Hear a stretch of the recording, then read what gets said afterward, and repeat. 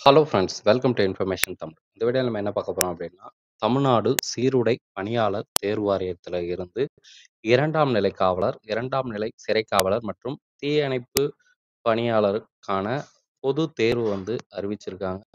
So அறிவிக்கை எண் 0/2 2025 தேதி வந்து பார்த்தீங்கன்னா 21/8/2025. ஸோ அறிவிப்பு வெளியான நாள். தமிழ்நாடு சீருடை பணியாளர் தேர்வு ஆணையம் நிலை காவலர், 2ஆம் நிலை சிறை காவலர் மற்றும் தீயணைப்பாளர் பதவிகளுக்கான பொதுத் தேர்வு 2025க்கு விண்ணப்பதாரர்களிடமிருந்து இணைய வழி விண்ணப்பத்தினை ஆன்லைன் அப்ளிகேஷன் வரவேற்கப்படுகிறது. ஊதிய விகிதம் வந்து பார்த்தீங்கன்னா 18,200 முதல் 67,100. அறிவிக்கை தேதி வந்து பார்த்தீங்கன்னா 21/8/2025. இணைய வழி விண்ணப்பம் துவங்கும் தேதி வந்து 22/8/2025. இணைய வழி விண்ணப்பம் சமர்ப்பிப்பதற்கான கடைசி நாள் 21/9/2025. இணைய வழி விண்ணப்பம் சமர்ப்பித்த பின்னர் திருத்தம் செய்வதற்கான கடைசி தேதி 25/9/2025. எழுத்துத் தேர்வு நடைபெறும் தேதி 9/11/2025. மொத்த காலி பணியிடங்கள் வந்து 3644 + 21. துறை வந்து பார்த்தீங்கன்னா காவல்துறையில் 2ஆம் நிலை காவலர் வந்து ஆண் பெண்கள் மொத்தமாக வந்து 2833 பணியிடங்கள். சிறை மற்றும் சீர்திருத்தத்துறை 2ஆம் நிலை சிறை காவலர் வந்து ஆண்கள் 142, பெண்கள் 38, மொத்தம் வந்து 180. தீயணைப்பு மற்றும் மீட்பு பணிகள் துறையில் வந்து தீயணைப்பாளர் 631 ஆண்கள். பழங்குடியினர் எஸ்டி பற்றாக்குறை காலி பணியிடங்கள் விவரம் விரிவான அறிக்கையில் குறிப்பிடப்பட்டுள்ளது.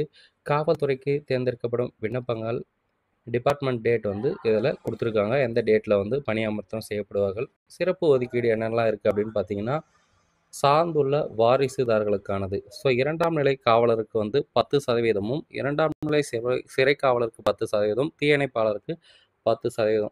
ஸோ அதுக்கடுத்து வந்து பார்த்தீங்கன்னா, விளையாட்டு வீரர்கள் வந்து ஸ்போர்ட்ஸ் பர்சன் அப்படின்னா காவலர் 2ஆம் நிலை காவலராக இருந்தால் 7%, சிறை காவலர்னா 10%, தீயணைப்பாளர்னா 10%.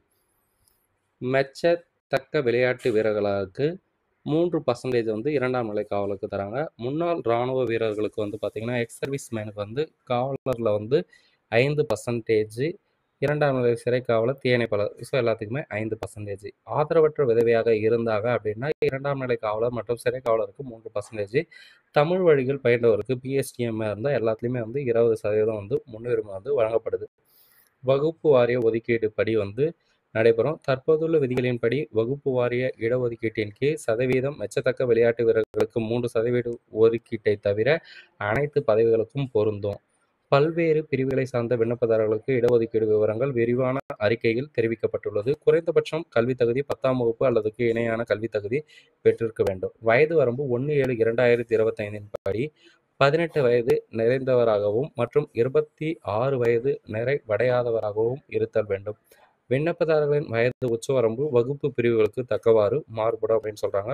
ஸோ இது சம்மந்தமாக டீட்டெயில்டாக நம்ம வெப்சைட்டில் நம்ம தரப்போகிறோம். ஸோ நெக்ஸ்ட் வீடியோ உங்களுக்கு வேணும் அப்படின்னாலும் மோர் அப்டேட் வேணும்னா டிஸ்கிரிப்ஷன் பாக்ஸில் பாருங்கள். எல்லா டீட்டெயில்ஸுமே உங்களுக்கு கிடைக்கும். இந்த தகவலை உங்கள் ஃப்ரெண்ட்ஸ் எல்லாருக்கும் ஷேர் பண்ணுங்கள். இந்த வீடியோவை லைக் பண்ணுங்கள். தேங்க்ஸ் ஃபார் வாட்சிங். நன்றி. உங்கள் சந்தேகங்களை கமெண்ட்டில் தெரிவிங்க.